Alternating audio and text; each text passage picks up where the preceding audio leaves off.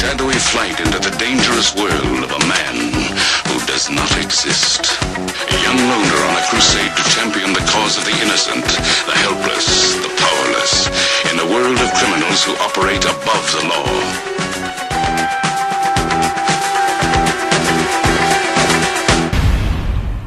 Hey, it's me, and welcome to Trump Mafia. Now, before I talk about Dr. Ford and Trump Nation, I just want to mention that I've been spending a lot of time at the Tits show. And the Tits show, very enjoyable. And that is the Truth Syndicate talk show. TTS, not TITS, what were you thinking? The Tits show, I call it, and that's on the other channel. You can find it if you look for it. And meanwhile, I'm over here with the memes as well. And I want to talk about Dr. Ford. You know, she got $1 million because of the GoFundMes. $1 million. So I'm going to ask you, would you go to a hearing, accuse somebody of something they did 35 years ago, but you basically go there and say, I don't know, maybe, I don't know, yeah, it was him, I don't know, and you get $1 million. I mean, even her lawyers were working for free, and she became a star and whatnot, and there's inconvenience, but she's getting $1 million, $1 million, and I guess Peter Strzok is reaching that level as well, and Andrew McCabe, and James Comey, and these people are becoming millionaires, and we're talking about corrupt criminals in the DOJ and the FBI. We're talking about somebody potentially lying at a hearing, accusing someone, being a pawn, and getting paid $1 million. And I ask again, would you lie in a hearing where you basically say, I don't know, everybody is protecting you, and you get $1 million for it, for a day's work, let's say? A lot of people would do it, especially if they have the added bias against a Republican judge.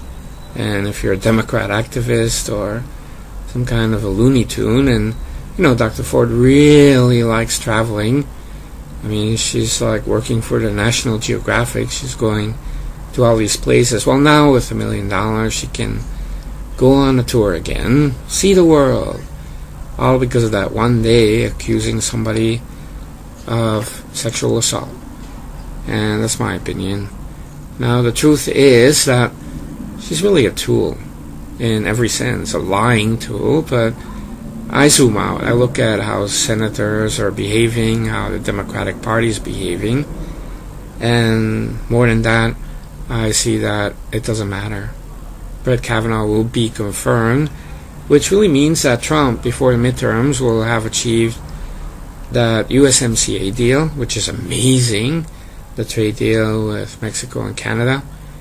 Then 2 justices on the Supreme Court, amazing historic tax cuts, and the list goes on and on. I mean, disemboweling Obamacare, and it would have been completely repealed if it weren't for John McDead, then getting rid of all the regulations. But I'm saying all of this happened before midterms, and the economy is booming. His approval is at 51%. Democrats have failed and failed and failed again.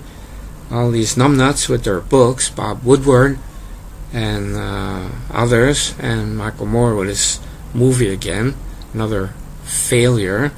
I mean, it's failure after failure after failure, and on our side it's winning and winning and winning.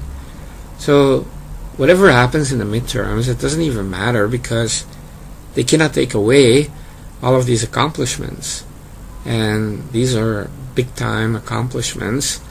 Now, it's true in Congress they can resist a lot if they have the House with all the committees, but it's only a short time until 2020, and with all that monkeying around, they will just guarantee that President Trump will be reelected. So they have to shape up, and maybe they will have a sliver of a chance in 2020. But if they continue monkeying around like this, they have zero chance. Zero.